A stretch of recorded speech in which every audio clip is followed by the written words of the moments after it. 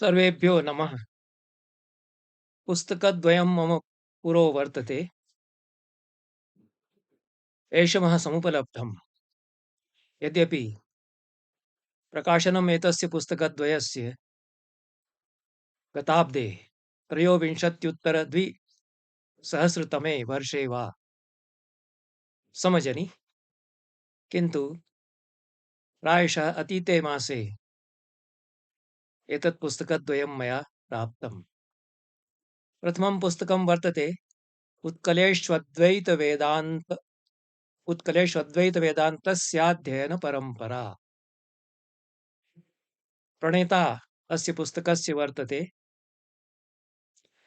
आचार्यः ब्रजकिशोरनायकः। पञ्चसप्ततिपृष्ठात्मकं पुस्तकं वर्तते, लघुकायं वर्तते।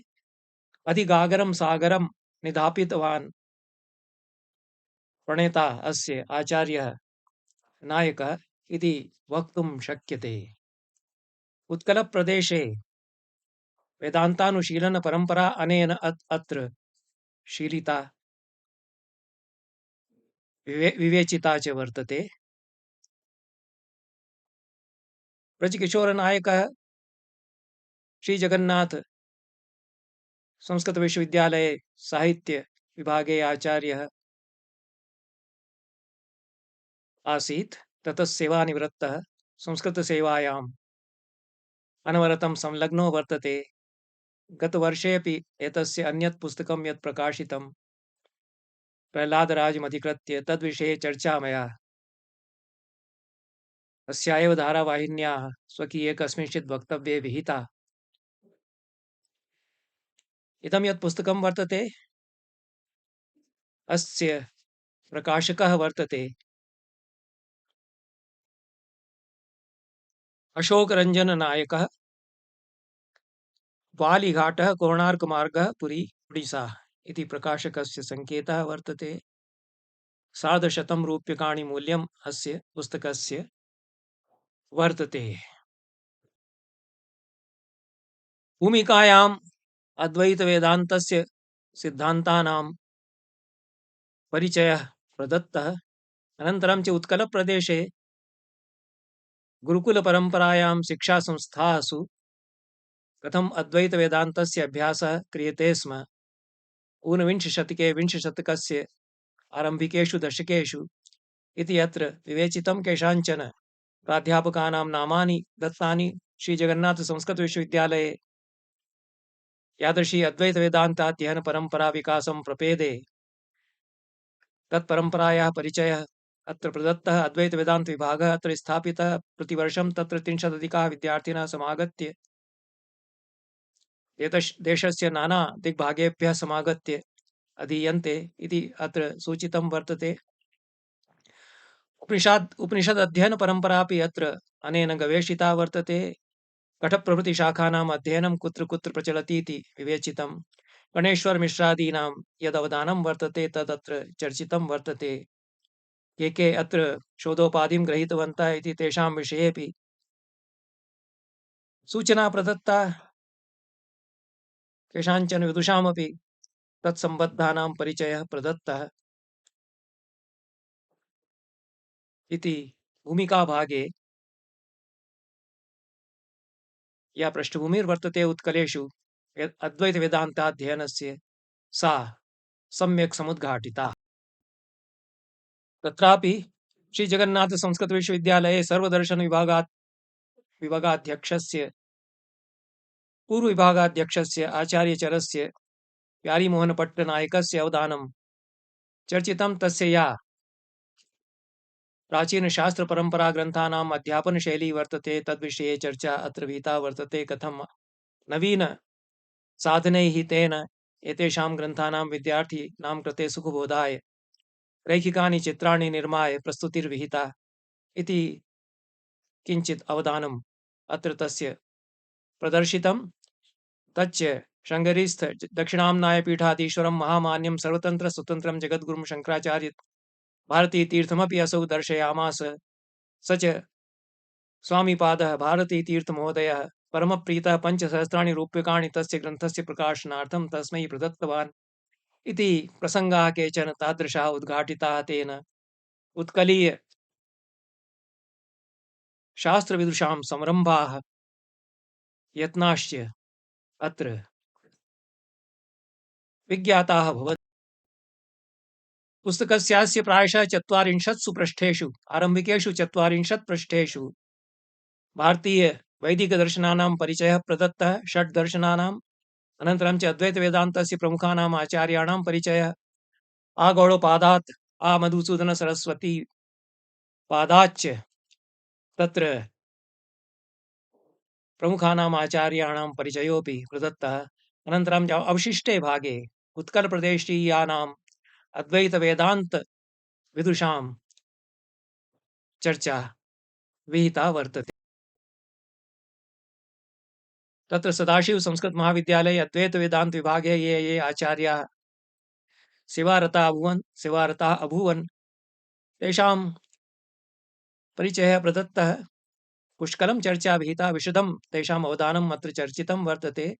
पंडित हरिहर न्यायभूषणः, पंडित वेदांत वागीश भजकृष्ण मिश्रः, पंडित कृष्णचंद्र राजगुरुः, पंडित वैद्यनाथ मिश्रः इति चत्वारः आचार्याः अत्र विवेचिताः सन्ति। अन्ये ये अन्यासु संस्थासु कार्यरताः अभूवन् अद्वैत दर्शन निष्णाताः आचार्याः वरांगचरण नायक सत्यवादी मिश्र, प्रदानंद राय गणेश्वर मिश्र, हरनाथ मिश्र, हरमोहन मिश्र इत्येते तेषां चर्चा अत्र विहिता। श्री जगन्नाथ संस्कृत विश्वविद्यालय अद्वैत विद्यालयस्थ अद्वैत वेदांत दर्शन विभागस्य यत् अवदानं वर्तते एतत् प्रसंगे तदपि विशिष्य अत्र चर्चितम्। अनेन उत्कल प्रदेशे पांडित्य परंपरायाः प्रकर्षः कश्चन ज्ञायते। अद्वैत वेदांत अनुशीलन परंपरायाः अपि तत्र प्रान्त प्रदेशमिमम् अधिकृत्य विशिष्य ज्ञानं भवति। अयं ब्रजकिशोरनायकः अनवरतं सारस्वत साधनायां संलग्नः, नानाशास्त्राणाम् उत्कलप्रदेशे कथम् अभ्यासः अक्रियत एतद्विषयमवलम्ब्यैव अनुशीलनपरायणो वर्तते।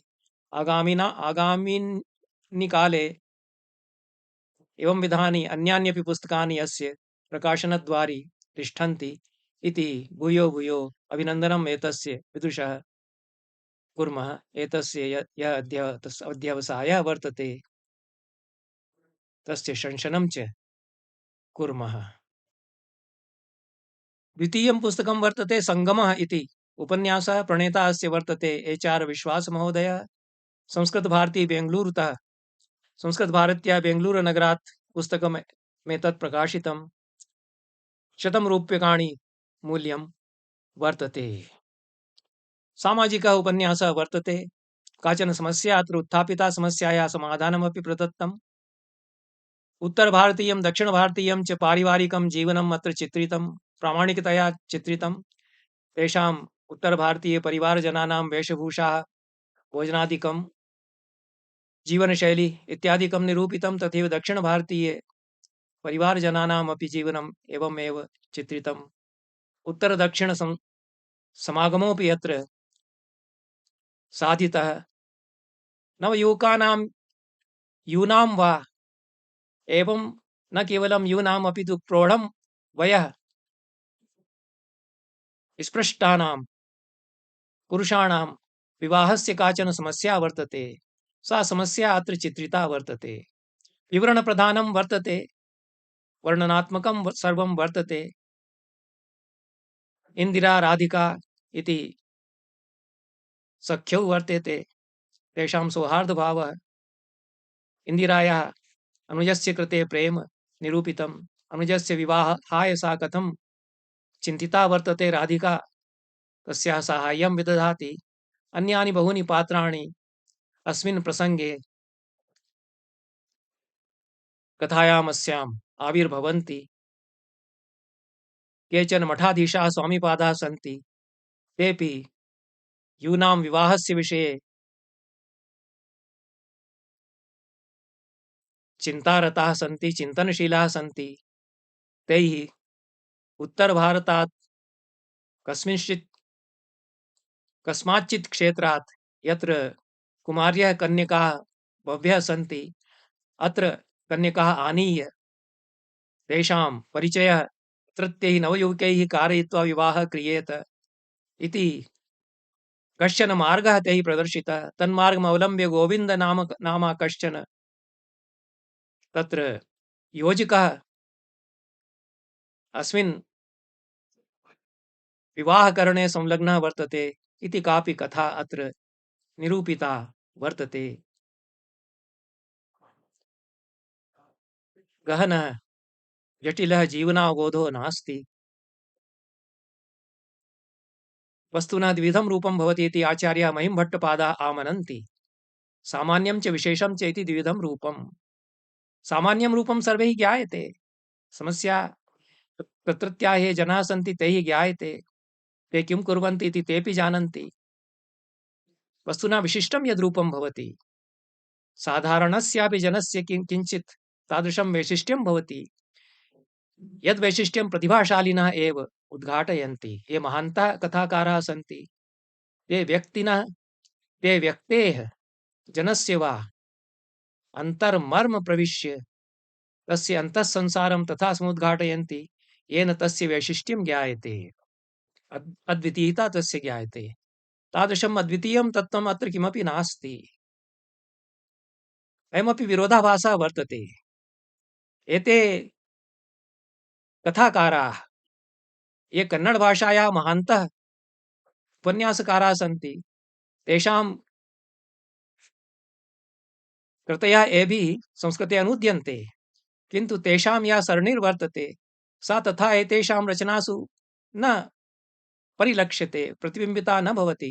तादृशी साधना न वर्तते, तादृशी विलक्षणा प्रतिभापि न वर्तते। यद्यपि भैरप्पा तादृशः महान् उपन्यासकारोऽपि नास्ति, किन्तु तस्य कृतयः यभिः अनूदिता, तस्य उपन्यासेष्वपि मनोजगत् यथा उद्घाटितं वर्तते, यथा विशदं परिशीलनं समाजस्य विहितम्, अत्र यद् आख्यानं वर्तते तत्तु सामान्यतया यद् परिलक्ष्यते समाजे तस्यैव उद्घाटनं करोति। प्रायशः ज्ञातपूर्वस्य उद्घाटनम् अत्र विधीयते। यत् संजायते ज्ञायते तस्य उद्घाटनं विधीयते। तेन अद्वितीयम् अपूर्वं किमपि न सिद्ध्यते। अनया धिया अत्यन्तमेव दुर्बला कृतिर्वर्तते इयम् इति अहं मन्ये। तथापि शब्दावली नवीना अनेकत्र वर्तते। नवीनानां शब्दानां सन्धानं विहितम्। वाहन चालन प्रसंगे, चतुश्चक्र वाहन चालन प्रसंगे ब्रेक इत्यस्य कृते रोधनी, एक्सेलरेटर इत्यस्य कृते वेगवर्धकम् इत्यादयः शब्दाः अत्र साधु प्रयुक्ताः सन्ति। युवतीनां यत् जीवनं चित्रितं वर्तते, आधुनिके समाजे यथा ताभिर्युवतीभिः स्थानं निर्मीयते, कार्यं विधीयते, सेवा कार्यं क्रियते, तस्य चित्रणम् आकर्षकं वर्तते।